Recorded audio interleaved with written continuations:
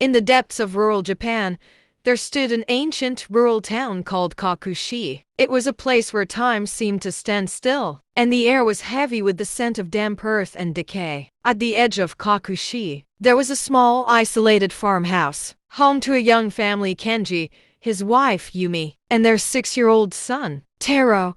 The family lived a simple, peaceful life, surrounded by the rolling hills and dense forests of the countryside. But their tranquility was shattered one fateful night, when a mysterious antique mirror was delivered to their doorstep. The mirror was old, with intricate carvings and a glass surface that seemed to ripple like water. As soon as the mirror was brought into the house, strange things began to happen. Taro would often be found talking to his own reflection, and Yumi would see shadowy figures lurking just behind the glass. Kenji dismissed it as mere imagination, but as the days passed, the occurrences grew more frequent and more disturbing. One night, Yumi woke up to find Taro standing in front of the mirror, his eyes black as coal, and his skin deathly pale. As she approached him, she saw her own reflection in the mirror, but it was distorted, twisted into a grotesque, inhuman visage. Suddenly, the mirror exploded, shattering into 1,000 pieces. But as the family watched in horror, the shards of glass began to reassemble, reforming into a new, even more twisted reflection. Kenji,